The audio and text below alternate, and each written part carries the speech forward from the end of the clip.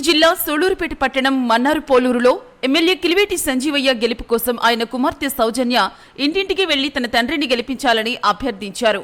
మన్నారు పోలూరు వాసులు చిరకాల వాంఛ డబుల్ రోడ్డును వేయించిన తన తండ్రిని మరొకసారి గెలిపిస్తే మరింత అభివృద్ధి చేసి చూపెడతామని ఆమె భరోసా ఇచ్చారు.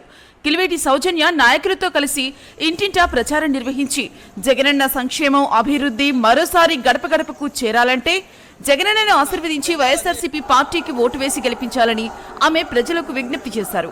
గడప గడపకు తిరుగుతూ తన తండ్రిని మరోసారి ఆశీర్వదించి ఫ్యాన్ గుర్తుపై ఓటు వేసి గెలిపించాలని, అలాగే ఎంపీ అభ్యర్థిగా గురుమూర్తిని కూడా గెలిపించాలని ఆమె కోరారు. ఈ కార్యక్రమంలో municipal vice chairperson Poluru Padma Milton, రాష్ట్ర కృష్ణ బలిజ పూసల సంఘం డైరెక్టర్ తుపాకుల ప్రసాద్, కృపాకర్ రెడ్డి, నాయకులు, కార్యకర్తలు తదితరులు పాల్గొన్నారు.